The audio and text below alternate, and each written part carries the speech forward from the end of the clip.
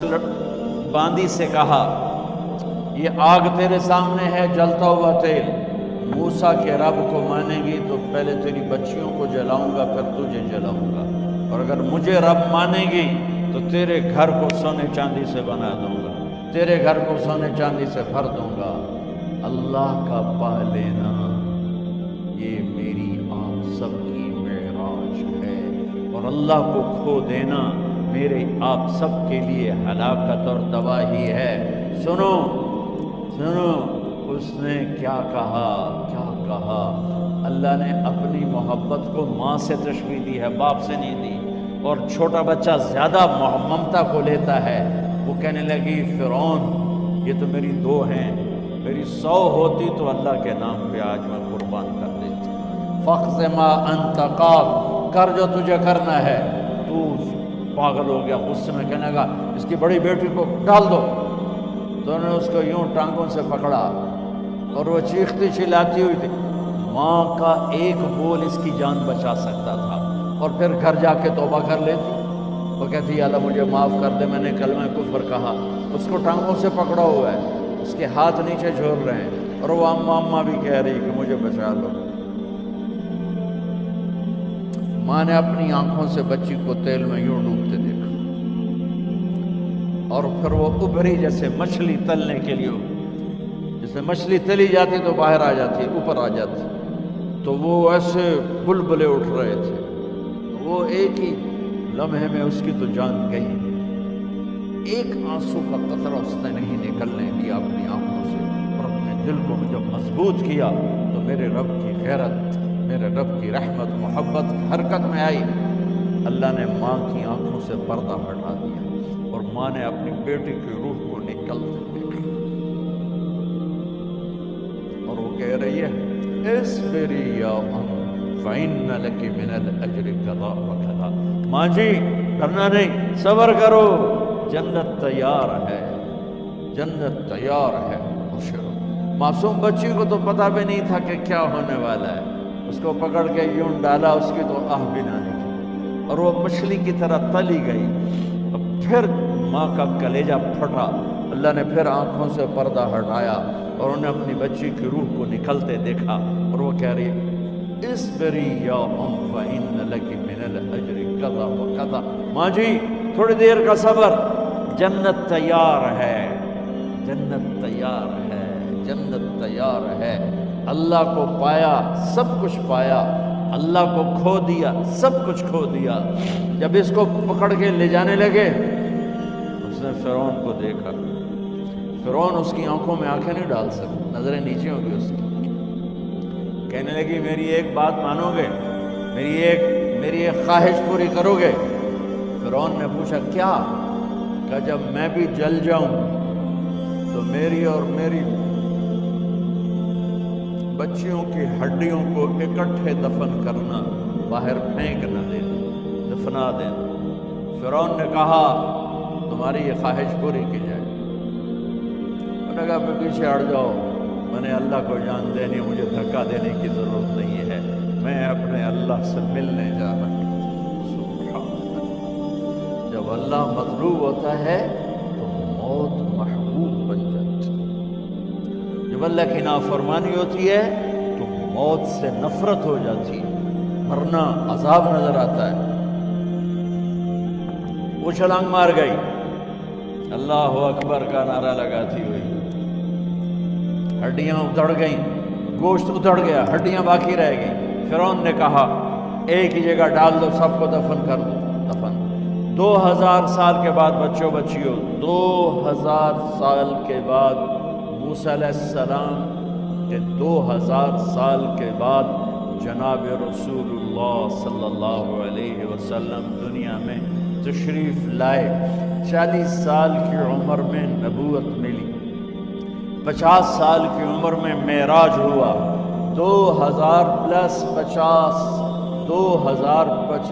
سال کے بعد میرے نبی کی سواری بیت المقدس جا رہی ہے، اور بیت المقدس پر جب وہ اوپر پہنچے ہیں تو مصر وہاں سے قریب ہو جاتا ہے۔ جب وہ اترنے لگے تو میرے نبی نے کہا جبریل جنت کی خوشبو آ رہی ہے، جبریل جنت کی خوشبو آ رہی ہے کہاں سے؟ ابھی تو جنت اوپر ہے، ابھی تو اوپر جانا ہے، تو یہ زمین سے جنت کی خوشبو کیا آ رہی ہے؟ تو جبریل نے عرض کیا رسول اللہ فرعون کی ایک باندی تھی جو اللہ سے سودا کر گئی جان کا اور اپنی بچیوں کا، اس کی بچیوں کی ہڈیوں کو جہاں دفن کیا گیا ہے، یہ خوشبو جس دن انہیں دفن کیا تھا اس دن سے لے کر آج تک یہ خوشبو آ رہی ہے اور یہ قیامت تک آتی رہے گی۔ اللہ اپنے نام پہ قربان ہونے والوں کی یوں قیمت لگاتا ہے، پہلے اپنی منزل طے کرو، پہلے اپنی منزل طے کرو، پہلے اپنی منزل طے کرو کہ مجھے اپنی زندگی کی سے لینا کیا ہے، مجھے اللہ کو پانا ہے، مجھے اللہ کو پانا ہے۔ میں نے اللہ کی قسم اگر اللہ راضی ہے تو پھر موت سے بڑھ کر کوئی تحفہ نہیں، اس سے بڑھ کر کوئی خوبصورت پیغام نہیں، اور اگر اللہ ناراض ہے تو موت سے خوفناک کوئی پیغام نہیں۔ عمر بن عبدالعزیز 3 بر اعظم پر حکومت کی، عمر بن عبدالعزیز، بنو امیہ، مروان 9 مہینے حکومت کی، اس کا بیٹا عبد الملک بن مروان 21 برس حکومت کی، اس کا بیٹا ولید 10 سال حکومت کی، اس کا بیٹا سلیمان 2.5 سال حکومت کی۔ اسی تخت پر بیٹھے عمر بن عبدالعزیز۔ پہلے چاروں نے اللہ کے شریعت کو قربان کیا حکومت کے لیے، عمر بن عبدالعزیز نے اپنے آپ کو قربان کیا اللہ کے لیے، حکومت کو پاؤں کے تلے رکھا اور اللہ کی رضا کو سامنے رکھا۔ ان کو زہر دیا گیا، جب ان کی موت کا وقت قریب آیا تو انہوں نے رجا بن حیوہ کو بلایا۔ سننے والی بات ہے بچوں، ان سے فرمانے لگے سنو، میں نے 3 بادشاہوں کو قبر میں اتارا۔ اب بچیاں تو قبرستان جاتی نہیں، ہم تو اپنے ہاتھوں سے قبر میں اتارتے ہیں اور اوپر مٹی ڈالتے ہیں اور اوپر اینٹیں ڈالتے ہیں اور پھر منو مٹی میں دبا کے واپس آتے ہیں۔ یہ منظر آپ بچیوں کے تو دیکھنے کا بھی نہیں ہے۔ وہ کہنے لگے میں نے 3 بادشاہوں کو مٹی میں ڈالا، لیکن ان کے کفن کی گرہ کو جب کھول کے دیکھا تو ان کے چہرے قبلے سے ہٹ چکے تھے، وہ رنگ ان کے کالے پڑ چکے تھے۔ ولید بن عبد الملک، سلیمان بن عبد الملک، عبد الملک بن مروان، عبد الملک باپ، ولید بیٹا، سلیمان بیٹا، یہ تینوں ان کے چہرے کالے ہو گئے تھے اور ان کا قبلے سے منہ پھر گیا تھا۔ اب میں مرنے لگا ہوں، مجھے پہلے ضرور چیک کرنا کہ میرا اللہ میرے ساتھ کیا کرتا ہے۔ پہلے تینوں کی ظلم کی حکومت تھی، ان کے چہرے قبلے سے کیوں ہٹ گئے؟ آپ کو عجب بات بتاؤں، ولید بن عبد الملک روزانہ تہجد میں کھڑے ہو کے 10 سپارے پڑھتا تھا، 10 سپاروں کی تلاوت تہجد میں کرتا تھا کھڑے ہو کے، اور قبلے سے چہرہ ہٹ گیا۔ سلیمان بن عبد الملک تہجد گزار، چہرہ قبلے سے ہٹ گیا، ظلم کیا، خون کو پانی بنا دیا، حکومت پر شریعت کو قربان کیا، رشتے ناتوں کو قربان کیا۔ اللہ نے قبلے سے چہرے، نمازیں منہ پہ مار دی، روزے منہ پہ مار دیے، حج زکاتیں منہ پہ مار دی، تہجد ان کے منہ پہ مار دی اور ان کے چہروں کو قبلے سے ہٹا دیا اور رنگ کالے کر دیے۔ عمر بن عبدالعزیز نے اسی سلطنت کو عدل سے بھر دیا، کیسی سلطنت کی؟ جب گورنر تھے تو 60 اونٹوں پہ سامان چلتا تھا، جب امیر المومنین بنے تو بچے کہنے لگے ماں سے، بچیاں 12 تھے، ماں سے کہنے لگے کہ عید کا موقع آ رہا ہے، ابا سے کہو ہمیں نئے کپڑے تو لے کر دیں۔ ان کی ماں کا نام ہے فاطمہ، بچوں کی ماں کا نام فاطمہ بنت عبد الملک۔ یہ دنیاوی سٹیٹس میں سب سے بڑی خاتون گزری ہے، آج تک اس کے لیول کی کوئی عورت نہیں آئی۔ دادا بادشاہ، باپ بادشاہ، 4 بھائی بادشاہ، 6 خامن بادشاہ، 7 7 نسبتوں سے یہ عورت شہزادی رہی ہے۔ حضرت عمر گھر آئے، بیگم نے کہا بچے کپڑے مانگ رہے ہیں۔ حضرت عمر کہنے لگے میرے پاس تو پیسے نہیں ہیں، تنخواہ میں تو مشکل سے روٹی پوری ہوتی ہے، کہاں سے لے کر دوں؟ تو تھوڑی دیر خاموش رہی بیگم، پھر کہنے لگی آپ ایسا کریں اگلے مہینے کی سیلری ایڈوانس لے لیں، اس سے میں کپڑے لے لیتی ہوں اور روٹی کا خرچہ میں مزدوری کر کے گھر بیٹھے مزدوری کر کے چلا لوں گی، آپ 1 مہینے کی تنخواہ ایڈوانس لیں۔ حضرت عمر بن عبدالعزیز واحد خلیفہ ہیں جن کے دور میں 3 بر اعظم میں زکوٰۃ لینے والا باقی نہیں بچا تھا۔ یہاں لاہور میں ان کی حکومت کے نیچے تھا، جنوبی اسپین فرانس ان کی حکومت کے نیچے تھا، کاشغر تک ان کی حکومت کے نیچے تھا، استنبول کے دروازوں تک ان کی حکومت تھی۔ 3 بر اعظم میں ایک آدمی زکوٰۃ لینے والا نہ بچا، اور اپنا حال یہ ہے کہ بیگم سے کہہ رہے ہیں پیسے کوئی نہیں، کپڑے کہاں سے لے کر دوں؟ اور بیگم طریقہ بتا رہی ہے کہ آپ اگلے مہینے کی تنخواہ ایڈوانس لے لیں، اس سے میں کپڑے لے لوں گی اور گھر چولہے کا خرچہ روٹی کا خرچہ میں گھر بیٹھ کے مزدوری کر کے کما لوں گی۔ تو حضرت عمر کہنے لگے ہاں یہ ٹھیک ہے۔ باہر آئے، وزیر خزانہ مزاحم انہیں بلایا کہ بھائی ہمیں اگلے مہینے کی تنخواہ ایڈوانس چاہیے، یہ تنخواہ والے لوگ بیٹھے ہوئے تنخواہیں لیتے ہیں۔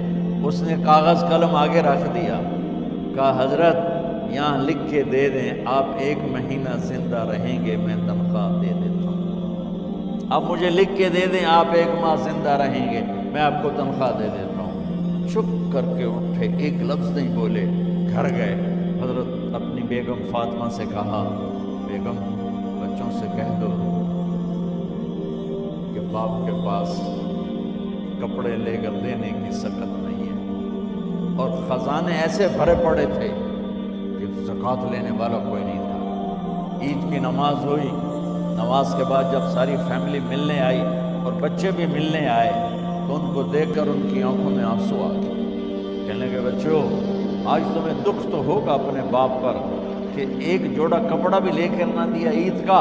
تو ان کے ایک بیٹے نے کہا ابا جان آج ہم بڑے خوش ہیں، ہمارا سر اونچا ہے کہ ہمارے باپ نے مسلمانوں کے مال پہ ڈاکہ نہیں ڈالا، ہمیں قربانی کا بکرا بنایا لیکن مسلمانوں کے مال میں خیانت نہیں کی۔ یہ ان کا طرز حکومت تھا، اس طرح انہوں نے حکومت کی۔ گھر میں تشریف لائے تو بیٹیوں سے بات کی تو انہوں نے منہ پہ ایسے دوپٹہ رکھا ہو، منہ پہ دوپٹہ رکھ کے بات کرے تو فرمانے لگے کپڑا تو ہٹاؤ، دوپٹہ کیوں رکھا ہوا ہے؟ تو گھر کی خادمہ زور زور سے رونے لگی، کہنے لگی امیر المومنین آج آپ کی بیٹیوں نے کچا پیاز توڑ کے روٹی کھائی ہے تو وہ اس کی بو ہے منہ میں، آپ کو بو سے نفرت ہے اس لیے منہ پہ کپڑا رکھ لیا۔ تو حضرت عمر اتنا روئے کہ ان کی داڑھی تر ہو گئی۔ کہنے لگے آخر میں جب تھوڑا آسرے میں آئے کہا میری بیٹیوں تمہارا باپ تمہیں بڑے اچھے کھانے کھلا سکتا ہے لیکن میں جہنم کو برداشت نہیں کر سکتا، میں جہنم کی آگ برداشت نہیں کر سکتا۔ اب مرنے کا وقت آ گیا۔ جب وہ گورنر تھے تو 60 اونٹوں پہ ان کا سامان چلتا تھا، اور جب وہ امیر المومنین بنے تو عیادت کے لیے لوگ آ رہے تھے تو سالے عیادت کے لیے آئے، فاطمہ کے بھائی کپڑے دیکھے امیر المومنین کے تو بہن کو ایک طرف کر کے فرمایا، بڑے نیک سرداروں میں سے تھے یہ مسلمہ بن عبد الملک، کہنے لگے امیر المومنین کے کپڑے تبدیل کروا دو، لوگ پوچھنے آ رہے ہیں تو میلے کپڑے اچھا نہیں لگتا۔ کہا جی بھائی کرواتی ہوں۔ اگلے دن جب وہ حال پوچھنے آئے تو پھر وہی کپڑے تھے تو انہوں نے ان کو الگ جا کر کہا بہن میں نے تمہیں کہا تھا کپڑے بدلوا دیتی، کیوں نہیں بدلوائے؟ تو وہ رونے لگی، کہنے لگی کہاں سے بدلواؤں، جوڑا ہی ایک کہاں سے بدلواؤں؟ اور حکومت کتنی تھی؟ 3 بر اعظم، 3 بر اعظم کی حکومت۔ ہمارا تو پٹواری امان کا نہیں ہے، وہ 3 بر اعظم کی سلطنت لے کر ایک جوڑے میں اللہ سے ملنے جا رہا ہے۔ جب ان کا انتقال ہوا سلیمان بن عبد الملک کی ڈیڈ باڈی جب قبر کے قریب لائے اتارنے کے لیے تو ایسے ایسے ہلنے لگا، اس کا پورا جسم ہلنے لگا۔ تو اس کے بیٹوں نے کہا کہ ہمارے ابا زندہ ہیں، تو حضرت عمر نے فرمایا بیٹو زندہ نہیں ہے، عذاب قبر جلدی شروع ہو گیا ہے، عجل اللہ بالعقوبہ، قبر کی پکڑ پہلے شروع ہو گئی ہے، چھپاؤ اپنے باپ کو جلدی۔ جب عمر بن عبدالعزیز کی ڈیڈ باڈی قبر کے قریب کی گئی اور ان کا بھائی اتارو، بھائی وہ باتیں شروع ہو جاتی ہیں، رومال ڈالو، چادر پکڑو، ادھر سے پکڑو، تو ایک دم ایسے ایک پرچہ ہوا میں اڑتا ہوا سب نے دیکھا، وہ آتے آتے آتے آتے آتے آتے یوں آ کے حضرت عمر کے سینے پر گر گیا۔ سب دیکھ رہے ہیں۔ جب پرچے کو اٹھا کے دیکھا گیا تو اس پہ ایک سطر پہ لکھا تھا بسم اللہ الرحمن الرحیم، اور دوسری سطر پہ لکھا تھا براءۃ من اللہ لعمر بن عبد العزیز من النار، یہ عمر کے لیے جہنم کی آگ سے نجات کا پروانہ۔ 3 بر اعظم کی سلطنت لے کر وہ جنت کا پروانہ لے کر دنیا سے گئے۔